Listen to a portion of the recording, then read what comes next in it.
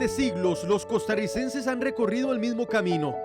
Un camino que no se mide en kilómetros, se mide en promesas, en lágrimas, en agradecimientos y en esperanza.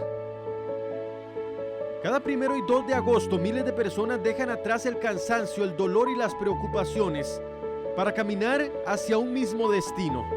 No importa la edad, no importa la condición social, ni siquiera importa la distancia. Todos avanzan guiados por una misma fe, porque al final del camino los espera una pequeña imagen de apenas 20 centímetros, esculpida en una piedra oscura que para millones de creyentes representa mucho más que una obra artesanal. Representa la presencia de la Madre de Dios entre su pueblo.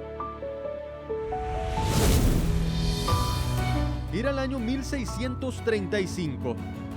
Según la tradición de la Iglesia Católica y la devoción del pueblo costarricense, una joven indígena llamada Juana Pereira encontró una pequeña imagen de la Virgen María sobre una piedra, en un lugar conocido como la Puebla de los Pardos en Cartago. La llevó a su casa, pero al día siguiente la imagen había desaparecido. Volvió al mismo sitio donde había sido encontrada. Juana la recogió nuevamente y otra vez desapareció. El mismo hecho se repitió una y otra vez. Ni en su casa, ni la autoridad civil, ni siquiera el templo pudieron retener aquella pequeña imagen. Siempre regresaba al mismo lugar. Para la iglesia aquello fue interpretado como una señal. La Virgen había elegido el sitio donde deseaba ser venerada. Y fue precisamente allí donde con el paso del tiempo se levantaría la Basílica de Nuestra Señora de los Ángeles.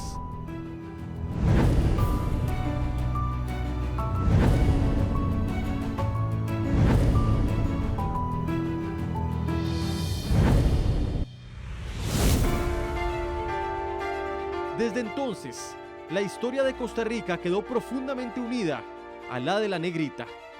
Generaciones enteras crecieron escuchando relatos de favores concedidos, promesas cumplidas y familias que encontraban consuelo frente a su altar. Siempre hay una oración dirigida a la patrona de Costa Rica. Su imagen dejó de pertenecer únicamente a la iglesia, pasó a formar parte de la identidad de un pueblo.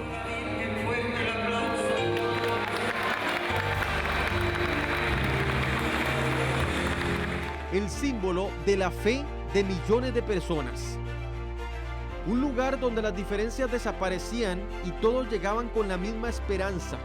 Por eso,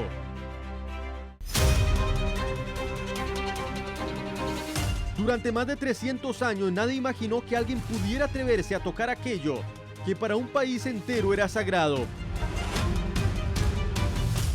Nadie creyó posible que el silencio de la basílica fuera interrumpido por la violencia. Mientras Costa Rica dormía, alguien cruzó las puertas del principal santuario religioso del país. Y antes del amanecer, la imagen más querida había desaparecido. Aquella mañana no solo comenzó la investigación de un robo, inició también uno de los capítulos más dolorosos, enigmáticos y conmovedores de la historia nacional. Para miles de creyentes, fue como si por un instante la esperanza también hubiera desaparecido. Hola, ¿qué tal? Muy buenas noches y bienvenidos a esta historia completa. En esta ocasión ampliaremos más detalles sobre el robo de la Negrita en 1950, una época en donde Cartago era muy diferente a lo que conocemos en la actualidad y únicamente habían 800,000 personas en todo Costa Rica. En esos momentos, en todas las comunidades, podríamos decir que prácticamente todas las personas se conocían y no habían tantos hechos de violencia como lo hay en la actualidad. Sin embargo, se presentó un acontecimiento histórico que marca un antes y un después en la historia de Costa Rica, y es el robo de la Negrita, pero también el asesinato del guarda de la basílica de esos momentos. Aquí en la historia completa conversamos con algunas de las personas quienes en ese momento eran tan solo unos niños y nos relatan cómo se dio ese suceso en sus casas.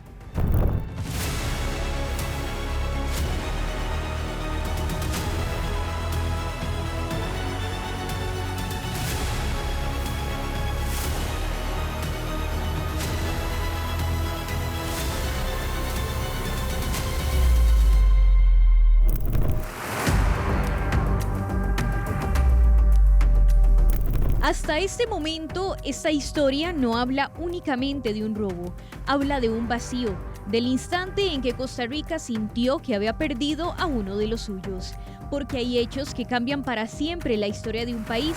Y aquella noche de 1950, los costarricenses no solo buscaban una imagen religiosa, sentían que les habían arrancado una parte de su alma. Las señoras rezando día y noche, ¿verdad? Y todos los que éramos chiquillos nos ponían a buscar en los potreros de la Virgen. Imagínense, a mí me llevaron a las fincas que teníamos en mi familia allá en Cot, en los potreros por todos lados buscando a la Virgen. Todo el mundo estaba buscando a la Virgen.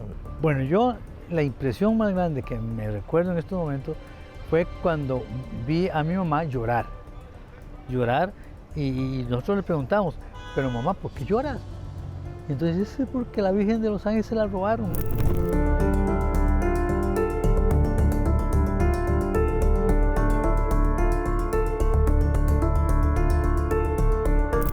Era una época sin teléfonos celulares, sin televisión y sin redes sociales. Cartago en 1950 era muy distinto al de la actualidad. Una ciudad pequeña, de calles estrechas, donde casi todos se conocían y la vida transcurría a un ritmo pausado. Muy tranquila, la gente vivía en el centro de Cartago. Ahora el centro de Cartago, al igual que creo que cualquier provincia o capital de provincia que solo comercio tiene. No, antes eran solo viviendas, era muy poco comercio. Y una ciudad muy tranquila, de familias muy antiguas. La Basílica de Nuestra Señora de los Ángeles era el corazón de la ciudad, un lugar de encuentro, de oración y el centro de la identidad.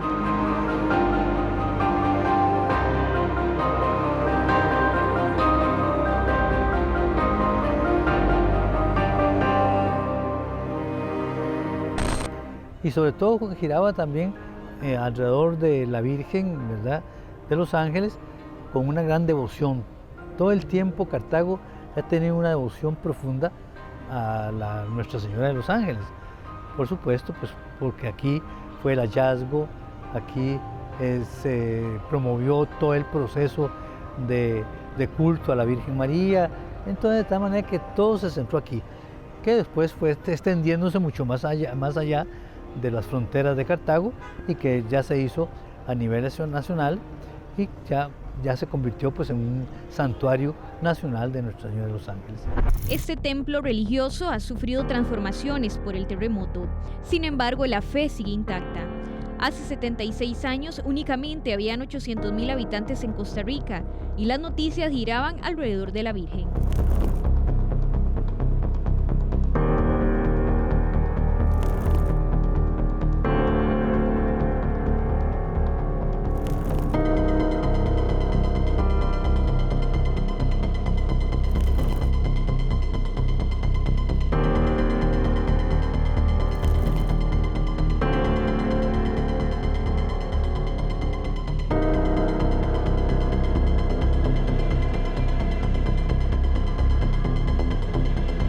La noticia viajó como viajaban las grandes tragedias de ese entonces. El correo de barrio, las emisoras de radio interrumpieron su programación habitual.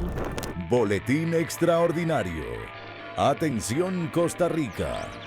En un hecho sin precedentes, la imagen de Nuestra Señora de los Ángeles ha sido sustraída de la Basílica de Cartago. Las autoridades investigan, mientras miles de fieles reciben con asombro una noticia que enluta al país entero. Repetimos, la negrita ha desaparecido. Todo Cartago se conmovió, me parecía como un terremoto. Cartago vivió el terremoto en 1910, ¿verdad? Y yo creo que ese terremoto fue poco a lo que se vivió en el terremoto de la pérdida o del robo de la Virgen de los Ángeles. En cuestión de horas, el país entero quedó paralizado. En las casas, en las pulperías, en los cafetales, en los parques y en las plazas. Solo existía una conversación. ¿Quién se atrevió a cruzar el límite entre el delito y la profanación? No, se robaron el símbolo religioso más importante de Costa Rica en esos momentos, ¿verdad?, que era la Virgen de los Ángeles. Y era un duelo. Para tener una idea, como era antes un Viernes Santo a las 3 de la tarde, durante 8 días completos.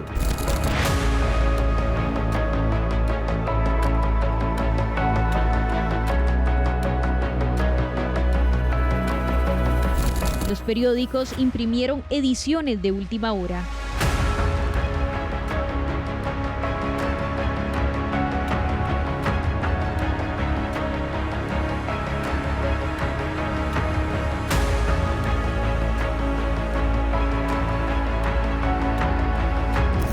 Pero para poder oír radio había que tener un alzador, casi ponerle en el último punto el alzador y apenas se oían las noticias, verdaderamente era difícil la comunicación.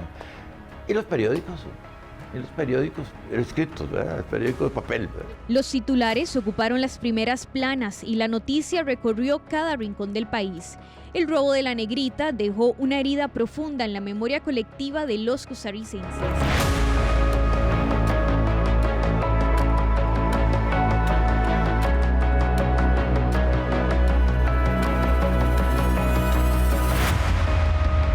Cuando había una cosa así, un robo, una cosa, era un escándalo para hablar un año, ¿verdad? Aquí no termina uno de hablar de un muerto cuando hay 2 muertos más, no, ese era... Sí, pero sin embargo los escándalos eran de otra índole, ¿verdad? Escándalos amorosos, divorcios y cosas esas, de cosas famosas, ¿verdad? Algún sacerdote por ahí que tenía un hijo, cosas de esas, entonces sí, en realidad era para que la gente hablara, porque era como... que era una ciudad como muy familiar, ¿verdad? Durante días, Costa Rica dejó de hablar de política, de economía y hasta de fútbol. Solo había una pregunta capaz de unir a todo un pueblo. ¿Qué pasó y dónde está la Negrita? Algo trágico, dramático, que creo que no se quedó un cartaginés sin llorar, ¿verdad? Esa tragedia que vivimos en ese día o esos días, ¿verdad? Mientras que la Virgen de los Ángeles, la imagen, estaba perdida. Pero para entender cómo comenzó esta historia, hay que volver unas horas atrás. Todo empezó cuando Manuel Solano Torres, guarda de la Basílica de Nuestra Señora de los Ángeles, inició su ronda como lo hacía habitualmente. El templo permanecía en absoluto silencio. Nada hacía pensar que aquellas serían las últimas horas de tranquilidad.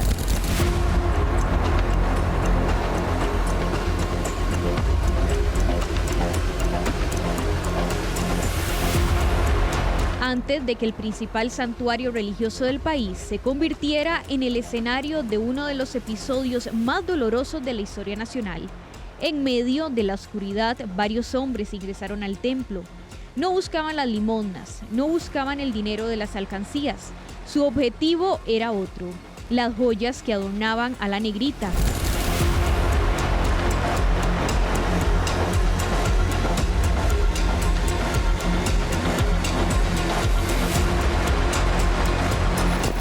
Y finalmente la propia imagen. Pero aquel robo tuvo un costo que marcaría para siempre esta historia. Manuel Solano Torres decidió enfrentarlos. Era padre de 9 hijos. Un hombre que salió a trabajar aquella noche sin imaginar que no volvería a abrazar a su familia. Intentó impedir el robo hasta el último instante y perdió la vida en el intento. Porque había un guarda que dormía dentro de la iglesia, ¿verdad? Que fue asesinado. Para mí eso fue lo más duro, lo más, perdone la palabra que usaba, lo más asqueroso, ¿verdad?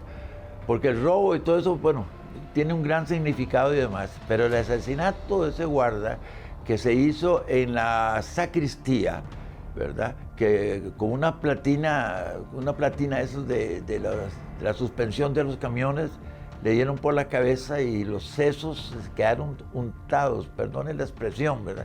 Los sesos quedaron impregnados en una, a mí no se me olvida, chiquillo, en una de las paredes, ¿verdad? Con su muerte, el caso dejó de ser únicamente el robo de una imagen religiosa. Se convirtió en un crimen que estremeció la conciencia de todo un país. Lo primero que eliminaron fue el guarda, para trabajar bien, ¿verdad? Porque la Virgen, sea como sea, tiene un altar con cierta seguridad, ahora con una super seguridad, ¿verdad? ¿Cómo entraron?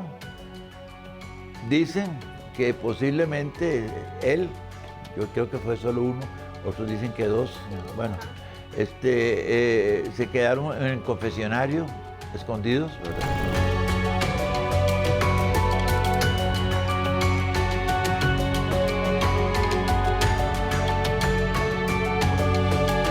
Cuando amaneció, la Virgen de los Ángeles había desaparecido sin dejar rastro. Y mientras la investigación apenas comenzaba, en las iglesias, hogares y comunidades enteras se elevaron oraciones pidiendo un milagro.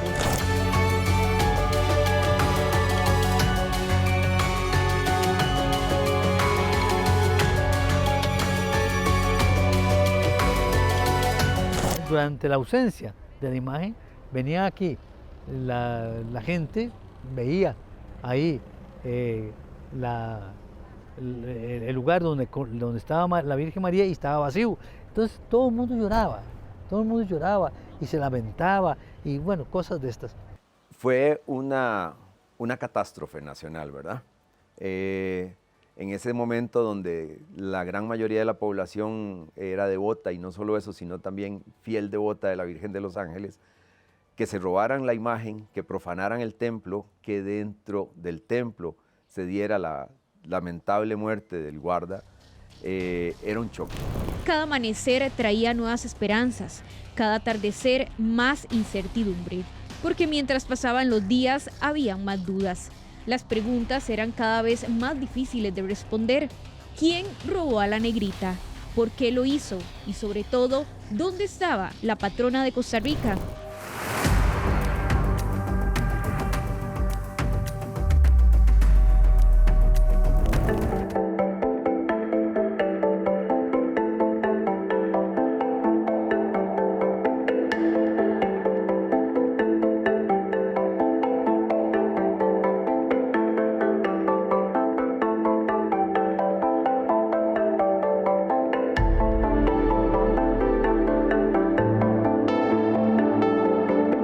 Así lucían las calles de Cartago 2 años antes de que se robaran a la negrita. Nadie imaginaba que 2 años después sucedería el acto de delincuencia más sonado de la época. Costa Rica estaba paralizada. Con el paso de las horas, la angustia crecía y el silencio comenzaba a pesar más que cualquier respuesta. Uno pasa por aquí y la ve siempre y vuelve a ver para dentro de la iglesia y ve el resplandor y la ve a ella. Y uno siempre se persina, pasa al frente y se persina porque sabe que uno está bajo el manto de ella y la protección de ella. O sea, ella desaparece y imagínense lo que es para todo Costa Rica. La desaparición de la imagen de la patrona nacional no solo había conmocionado a la Iglesia Católica, había golpeado el corazón de un país entero. La reacción del gobierno fue inmediata. El presidente Otilio Ulate Blanco decretó 3 días de duelo nacional, una medida sin precedentes que reflejaba la dimensión de una tragedia que trascendía lo religioso.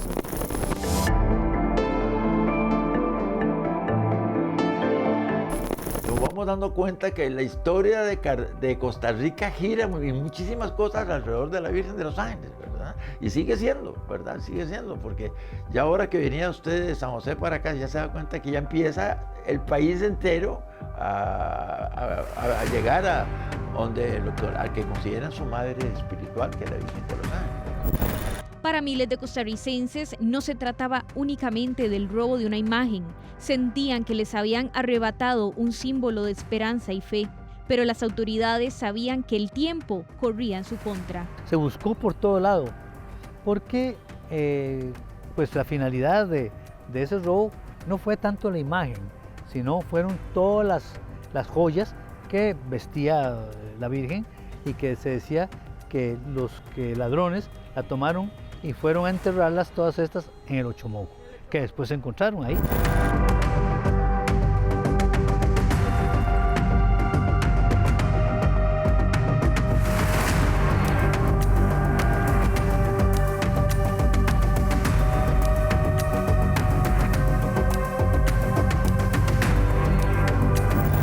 En un intento desesperado por recuperar a la negrita, el gobierno ofreció 50,000 colones de recompensa a quien diera información que permitiera localizar la imagen. Era una fortuna para la época, una suma que hoy equivale a más de 30 millones de colones. Don Otilio Ulate dio 3 días de duelo nacional, ¿verdad? Decretó 3 días de duelo nacional y ofreció una recompensa de 50,000 colones para quien ayudara a esclarecer el robo. Los medios de comunicación llenaban las páginas enteras de información. La gente hacía una especie de romería Mientras tanto, la iglesia tomó una decisión que aumentó todavía más la presión sobre quienes habían cometido el robo. Según se lee en los periódicos de ese momento, emitieron un decreto de excomunión contra quienes hubieran participado en el robo. La disposición fue colocada en las puertas de las iglesias de todo el país. Era una advertencia.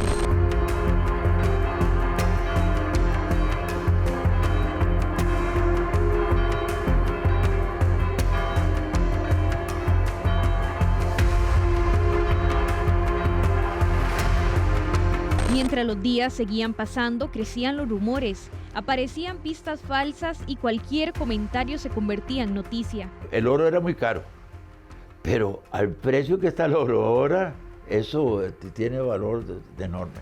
Pero el enorme valor son la cantidad de donaciones que ha tenido la Virgen de brillantes, piedras preciosas, etcétera. Sí, exvotos también se llevaron y también los fundieron. Ellos forzaron varias de esas vitrinas y también se llevaron exvotos. Durante una semana, Costa Rica vivió pendiente de una llamada, de un testimonio o de una señal que devolviera la esperanza. Fueron jornadas de incertidumbre, de mucha oración y de desvelo. Un verdadero calvario para quienes estaban en esa época. Hoy, el robo sigue generando muchas dudas.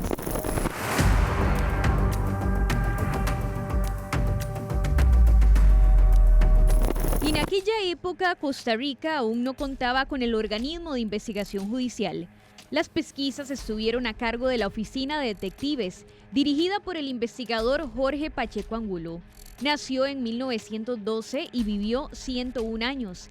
En esta investigación conversamos con su nieto, Óscar Molina, quien conserva el expediente original de la época. Es revelador. Yacía el cadáver del occiso Solano Torres, boca arriba, junto a la puerta que comunica con la nave central del templo, presentando en la frente varias lesiones producidas, al parecer, con instrumento de hierro, y estando el cuerpo ensangrentado en su parte superior.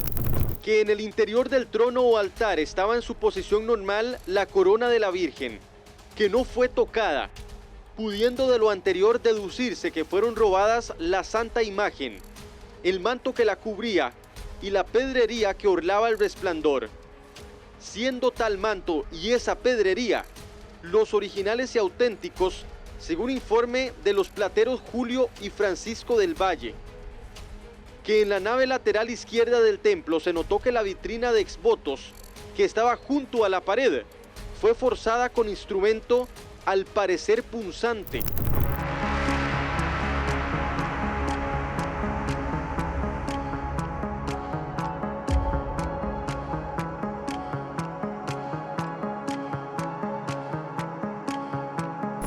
Mi abuelo Jorge Pacheco Angulo, luego de la Revolución del 48, se quedó trabajando con el gobierno hasta el año de 1958, que emigró a los Estados Unidos.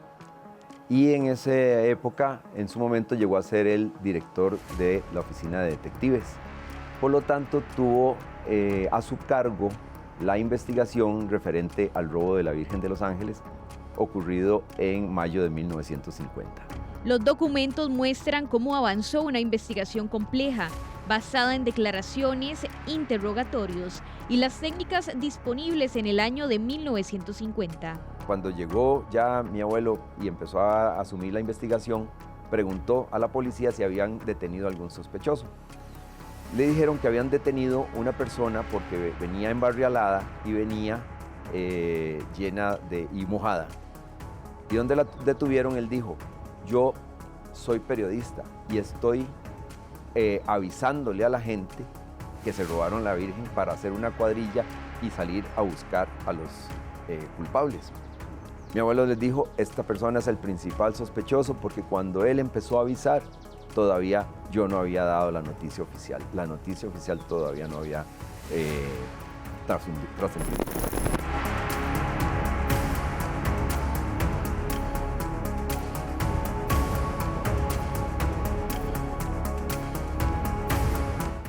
5 años después del robo, el caso llegó finalmente a juicio. Según lo que dice el expediente, no todo se encontró. Muchas partes ya se habían fundido. Habían partes que ya se habían fundido y que eso no pudo ser recuperado. Algunas de las partes que encontraron que las iba a fundir una persona de apellido Figueredo, que además era el suegro de José León Sánchez, las trajeron a Cartago y la familia Valle, que toda la vida han sido los joyeros a cargo de la Virgen de los Ángeles, confirmaron que pertenecían a las joyas de la Virgen. Según se lee en los periódicos de la época, 3 hombres eran los sospechosos. Figuraban Marco Antonio González, José León Sánchez y su suegro de ese momento, un hombre cubano. González fue señalado por la investigación. Sin embargo, murió en la Penitenciaría Central de San José, hoy Museo de los Niños. José León Sánchez tenía 20 años cuando comenzaron las investigaciones. Fue condenado y gran parte de esa condena estuvo en el centro penal en la isla San Lucas.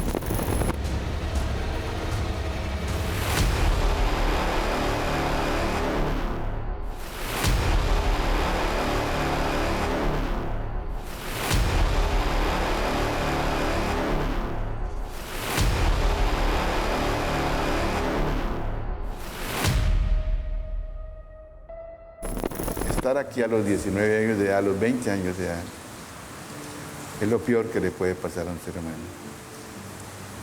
Esta es la isla del Diablo, la isla que me iba a tocar a mí 20 años después del día en que ingresé acá. Ingresé, por ejemplo, en octubre del año 1950. Me iba a tocar a mí bautizarla de nuevo y ponerle la isla de los hombres solos. León Sánchez explica que desde la cárcel siempre pidió que su caso se revisara, porque con tortura lo hicieron responsable de delitos que no cometió, así lo señalaba.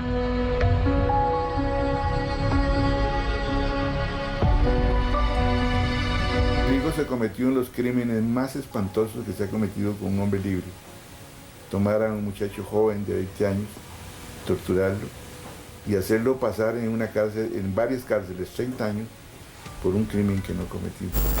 La prisión ubicada en San Lucas, con el paso del tiempo, se convirtió en símbolo de las duras condiciones del sistema penitenciario costarricense.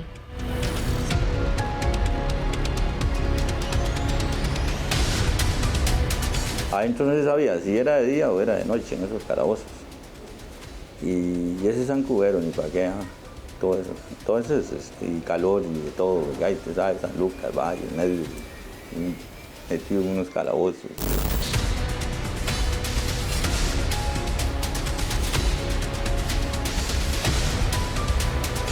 Aquí, todavía hoy en día, la gente me sigue considerando un criminal. Y dicen, sí, ese José León Sánchez, el que escribió sobre la isla de los hombres solos, fue el hombre que se robó a Nuestra Señora, la Virgen de los Ángeles. Mi forma de hablar hoy también es una forma de escribir contra esa tristología, ¿no? Nuestro director, Randall Rivera, tuvo una de las últimas entrevistas con el escritor en el espacio Matices.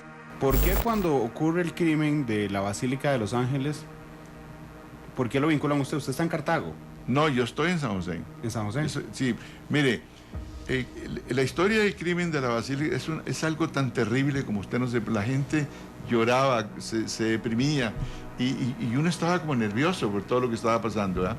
Mi suegro fue descubierto fundiendo joyas de la Virgen de los Ángeles y él dijo que yo tuve una novia muy bonita, entonces él dijo que yo se los había dado. Y es que él vivía en la casa de don Julián Marchena, el gran poeta, y allí en ese lugar había un señor que tenía una odontología y entonces él estaba fundiendo el oro para venderlo. Cuando lo descubrieron, a él, no a mí, él dijo que yo se los había dado. Por supuesto, para mí era una cosa horrible, eso no podía ser de ninguna manera. Yo estaba con Múrolo cuando me capturaron. Entonces resulta que me llevan y yo digo que no es cierto, que yo nunca le he dado absolutamente nada. Pero la tortura fue especialmente porque yo estaba nervioso. Pero en el momento que me dijeran, ¿dónde está la Virgen de los Ángeles? Ese fue mi problema. Como yo no sabía, me siguieron torturando. En la historia completa fuimos hasta la casa de Aiza Vega, viuda de José León Sánchez. Nos mostró cada uno de sus libros.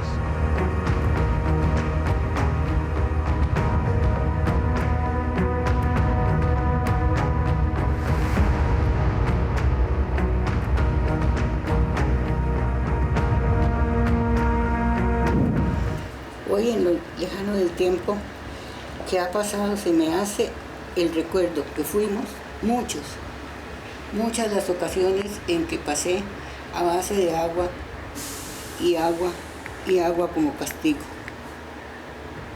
Y en iguales situaciones a las que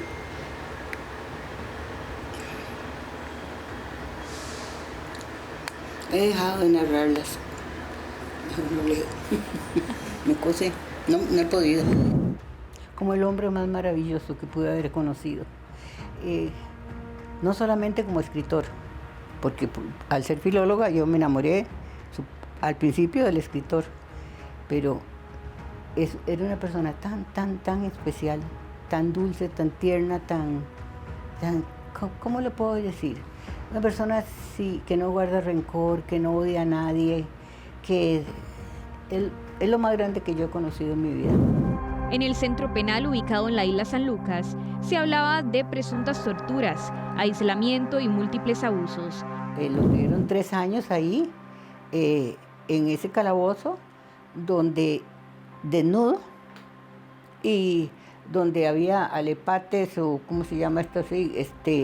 Pulgas, y dice que él oía como caían los alepates, o esos bichillos. Solo por una rejilla ahí le daban la comida y sin derecho a recibir sol ni nada, hasta después que ya lo pasaron lo sacaron del calabozo, es que ya podía recibir sol una vez por semana. Todos los abogados de Costa Rica firmaron un documento donde decían que ellos pagaban una multa pero que no defendían al monstruo de la Basílica, porque como a mí se me había torturado y yo había aceptado el delito bajo tortura, entonces ya yo era culpable. Es que en esa época, como le digo, no había nadie. A José, incluso los abogados, preferían pagar la multa que defenderlo. Pero también fue en ese lugar en donde José León Sánchez comenzó a escribir la obra que cambiaría para siempre su historia, La isla de los hombres solos.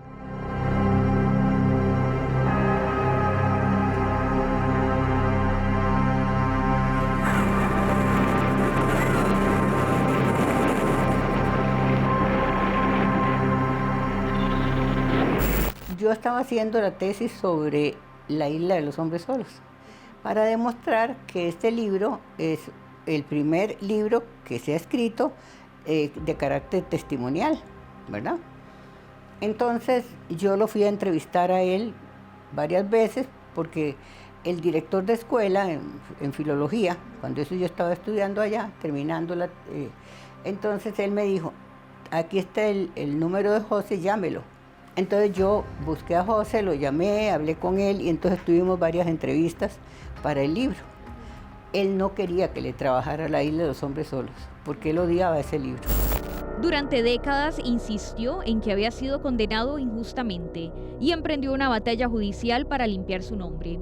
Unos 40 años después, la Sala Tercera revisó el caso y anuló la sentencia por indubio pro reo, es decir, por falta de pruebas. En el año 1998, la Corte Suprema de Justicia de Costa Rica, la Sala Tercera y la Sala Constitucional en forma unánime me declararon inocente por 10 votos. Lo declaran inocente por indubio pro reo, pero después de que salió de la cárcel, 30 años después, ¿cómo hacer?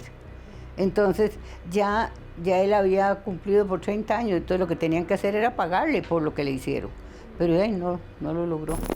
Hoy, 76 años después, el caso de 1950 sigue dando de qué hablar. Hay muchas preguntas sin contestar y una sentencia que fue anulada. Yo no había cometido ningún crimen, Rogelio.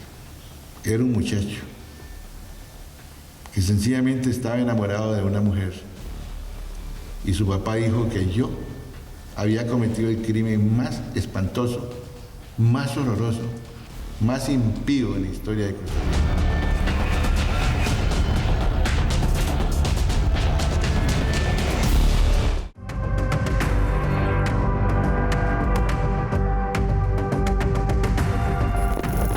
de los años han sucedido distintos robos que han marcado la historia del costarricense. Robos tanto en la imagen de la negrita como también de la joyería que se encuentra en El Resplandor. Sin embargo, hay un hecho, el de 1950, que definitivamente generó mucha conmoción entre el pueblo costarricense. Hoy, 76 años después, hay muchísimas preguntas que siguen sin responder. Aquí, en La Historia Completa, conversamos con el hijo de la persona que encontró a la negrita en 1950.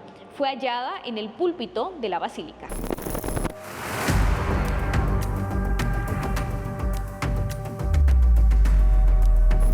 Había pasado exactamente una semana. 7 días de incertidumbre, 7 días de búsqueda, de rumores, de cadenas de oración y de una pregunta que nadie lograba responder. Pero aquella tarde, cuando el reloj se acercaba a las 6, ocurrió algo que cambiaría el rumbo de la historia. La imagen de la negrita apareció.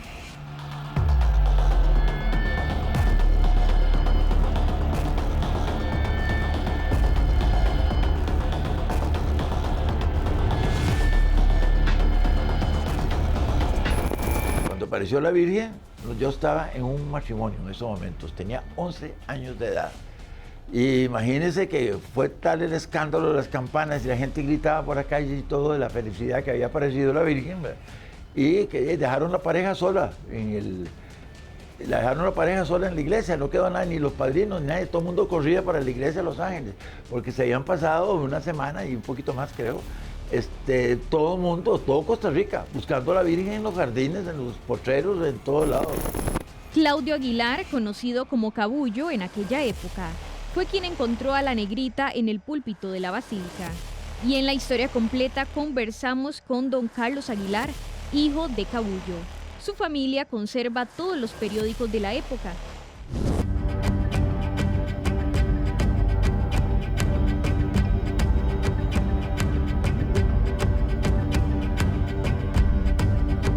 En ese tiempo mi papá trabajaba aquí en la basílica. Él se encargaba no era sacristán, sino una especie de mantenimiento.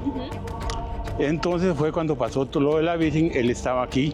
Ya cuando se robaron la Virgen, que la Virgen la agarraron y la tiraron allá arriba en el púlpito. ¿En el púlpito? Sí, porque a ellos no les interesaba la Virgen, sino lo de oro.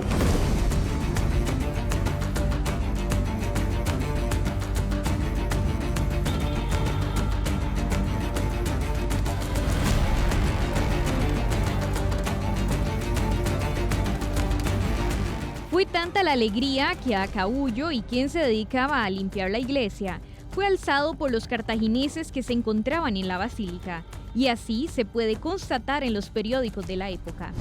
La buscaron por todo lado y no apareció. Ellos se daba como un hecho de que ellos se habían llevado a la Virgen. Entonces cuando buscaron por todo lado la imagen, ya habían buscado el púlpito y entraron nada. Entonces mi padre, cuando salió de la casa, le dijo a mi madre que le pusiera una camisa bonita porque allí iba a Virgen. Ya le estaba preparado. Correcto. Pero se buscó por todo lado y no se encontró la imagen hasta que Cabullo, que se decía a este señor, limpiando todo, él se le ocurrió subir al púlpito. No sé si el púlpito, si usted sabe cuál es.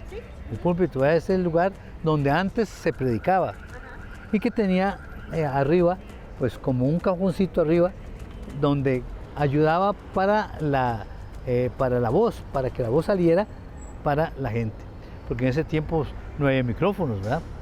Entonces eso ayudaba. Y ahí sobre ese puesto de el púlpito, ahí él, buscando ahí, encontró la imagen. Es decir, se nota que el ladrón, ¿verdad?, la tiró ahí y ahí se quedó.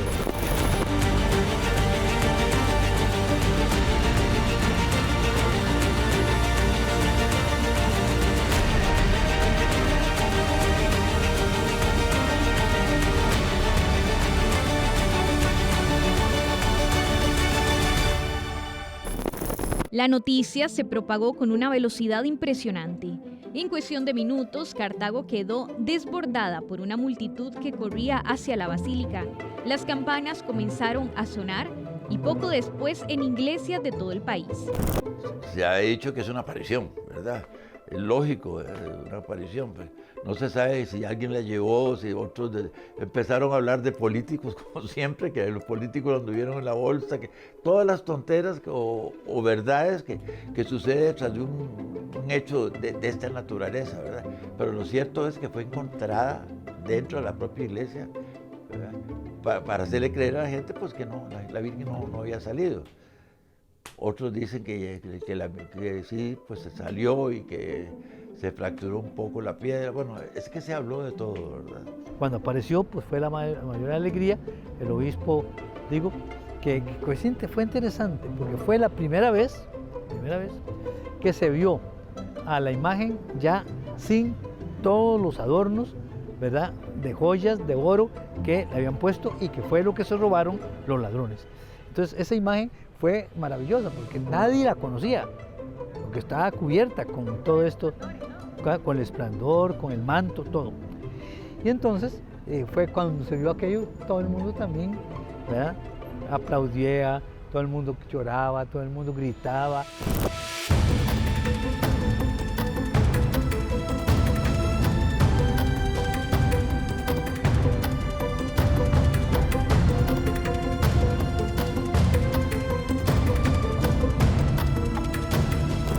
Hoy la seguridad de la basílica es diferente. Hay personal privado, circuitos de cámaras e instituciones como la municipalidad y fuerza pública que dan apoyo en actividades y que también vigilan el templo. Hoy en día, pues como decís, es muy diferente la seguridad aquí en la basílica. Por ejemplo, en ese momento no se contaba con la estructura blindada que resguarda a la Virgen todos los días. Es una estructura que la protege contra impactos, contra alguna amenaza. Tiene alarmas, ¿verdad? También tiene un sistema de seguridad monitoreado por cámaras. Según se indica, en ese momento el arzobispo llegó al templo y verificó que fuera la imagen. Levantó un acta oficial para dejar constancia del hallazgo. Inclusive se dice que estaba en el Vaticano y que tuvo que devolverse. Por lo menos el primero de los robos que tenemos documentado nos habla de que cuando la imagencita reaparece, reúne al pueblo de Costa Rica que estaba fragmentado. 1823 es la guerra civil que nos tenía divididos. Cuando hay algún momento de crisis, se activa un protocolo de seguridad que nos hace también saber cómo actuar en un momento de crisis o un momento de emergencia. Y bueno, por dicha contamos con el apoyo civil también de las diferentes instituciones que se unen para el resguardo. Miles de personas emprendieron una romería inmediata para celebrar el regreso de la patrona de Costa Rica. Cuando llegó el arzobispo y encontró de nuevo la imagen que había sido hallada, bueno, fue una fiesta grandísima. Ya el arzobispo pues, le dio toda una condición de patrona, que se hizo una procesión alrededor aquí de la basílica, en donde nosotros también participamos, porque esto estaba lleno de gente, no solamente de Cartago, sino también de otras partes. San José, que estaba más cerca, realmente hubo aquí algo maravilloso. Según nos relata el hijo de Cabullo, al parecer la imagen nunca salió de la basílica. Aparentemente fue escondida por los sospechosos. Sin embargo, 76 años después, hay dudas de cómo llegó hasta el púlpito de la basílica.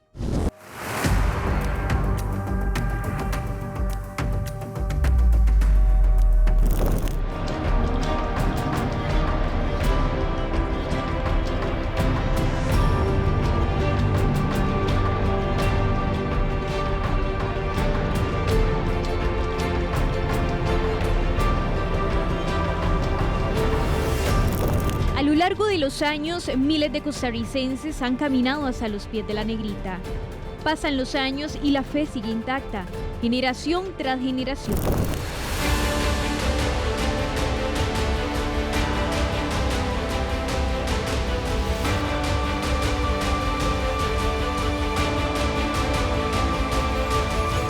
Vienen peregrinando obispos con con sus fieles, devotos, religiosas, religiosos, laicos, sacerdotes, matrimonios, caminar juntos. ¿Por qué? Porque algo que nos une en torno a una buena mamá que siempre quiere reunir a sus hijos, a la familia.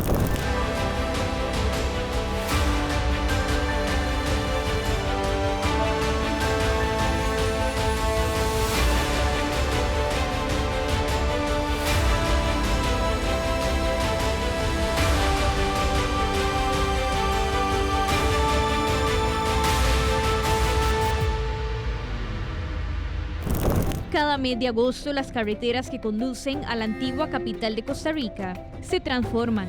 Miles de personas se dirigen hasta encontrarse con la Negrita. Todos los caminos de Costa Rica conducen a Cartago. Y es cierto, muchísima gente. Y yo creo que a partir de ahí se le dio un amor mucho más grande a la Virgen María. La romería de la Virgen de los Ángeles reúne a 2 millones de costarricenses cada año. Que hace 10 años tuve cáncer de mama. El doctor me dijo que me iba a... Era para el cuando comenzaban con la quimio. Y él le cogió los exámenes. Y él se agarraba el ceño, se ceñía aquí y él hacía así que no podía hacer. Y a la hora de que los últimos exámenes salió todo negativo, no tenía cáncer. Muchos caminan desde Guanacaste, Limón, Pérez Celedón y empiezan desde días antes este largo recorrido para poder dar gracias a la Virgen de los Ángeles.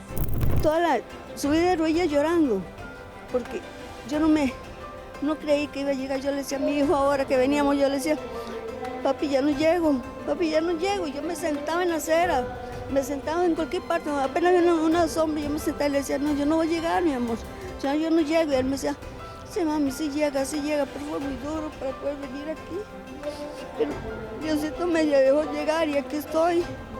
Y pude cumplir a Diosito y a la Virgen. Primordialmente, quienes caminan lo hacen para dar gracias por el milagro o para pedir que sea un año de mucha salud, trabajo y bendiciones. Mi hermana me pidió que entre sus oraciones la pusiera a ella.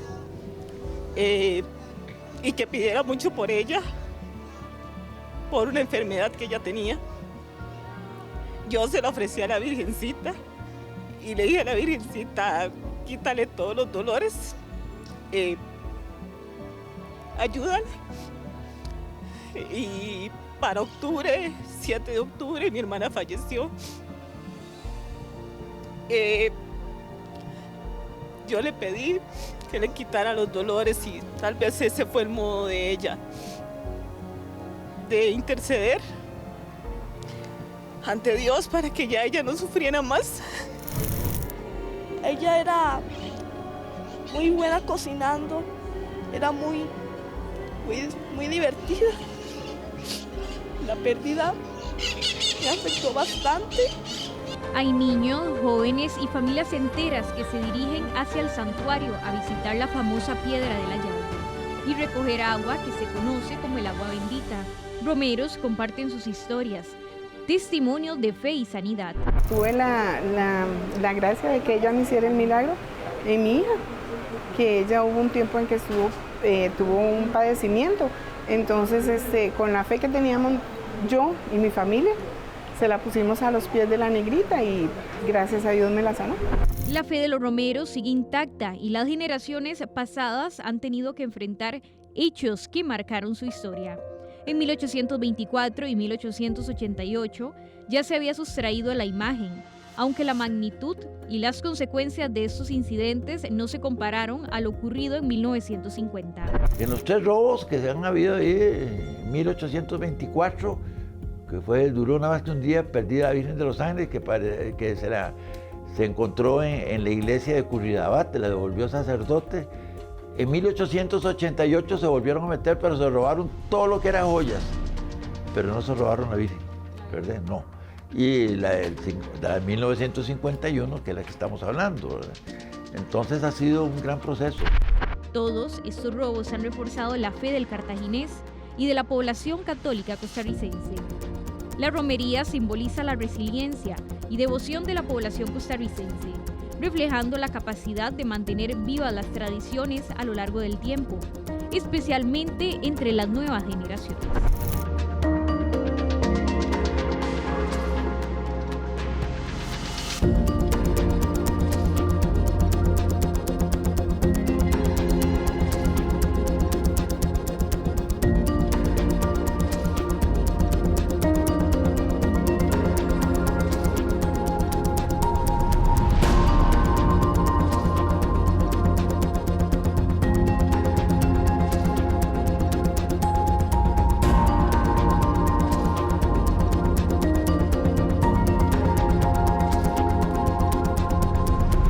Costa Rica es de María y María es de Costa Rica. Si no hay ningún costarricense en el fondo de su corazón que no sienta esa presencia y sobre todo no sienta esa confianza en la Virgen María.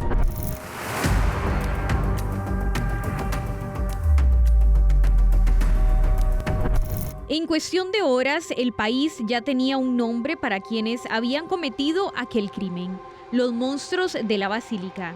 Pero el regreso no significó que todo volvió a ser igual. El Resplandor había sido desarmado, algunas piezas pudieron recuperarse y otras tuvieron que reconstruirse desde cero. Más de 7 décadas después, el robo de la Virgen de los Ángeles sigue ocupando un lugar en la memoria colectiva de Costa Rica. La fe permanece intacta. Cada 1 y 2 de agosto ocurre algo que ningún ladrón puede impedir.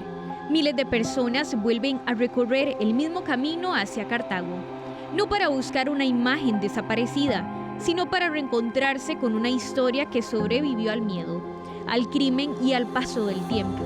Desde hace más de 3 siglos, la Negrita ha caminado junto a los costarricenses, ha estado presente en los momentos de alegría y también en los más difíciles. Ha sido testigo de terremotos, pandemias y esperanzas. En cada generación, su historia ha pasado de padres a hijos, como una herencia que no se escribe en los libros, sino en el corazón.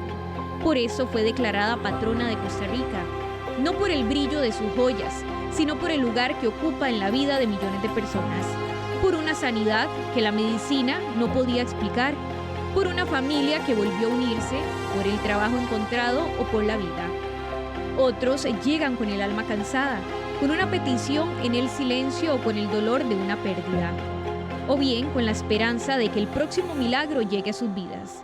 Y aunque cada peregrino tiene una historia distinta, todos comparten el mismo destino, llegar hacia los pies de la Negrita. Porque hay símbolos que el tiempo no desgasta, y hay creencias que ningún delito puede desaparecer. Nunca pudieron robar los milagros que miles de costarricenses aseguran haber recibido. Nunca pudieron robar la promesa que cada agosto hace caminar a un país entero. Lograron llevarse sus joyas, pero jamás pudieron arrancar a la Negrita del corazón de Costa Rica.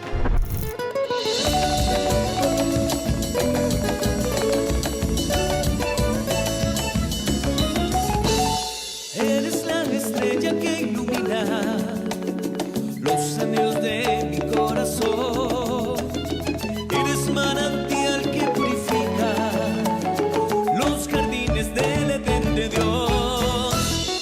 Bendita entre todas las mujeres, fiel a la palabra del Señor. Bienaventurada entre los pueblos, es la madre de mi Salvador. Oh, salve Reina y Virgen de los Ángeles, hoy canto para tu veneración. Bajo tu amparo hoy nos acogemos. Nadie imaginaba que aquella noche del sábado 13 de mayo de 1950 cambiaría para siempre la historia judicial y social de nuestro país. Fueron 7 días de búsqueda, de rumores, de vivir un calvario del pueblo costarricense buscando la imagen de la Negrita. 7 días después apareció en el púlpito de la Basílica, pero también dejó una enseñanza, y es que después de esa noche la fe todavía es más fuerte en el pueblo cartaginés y en toda la población costarricense que siguen caminando hacia los pies de la Negrita cada 2 de agosto. Los esperamos en una próxima historia completa el domingo.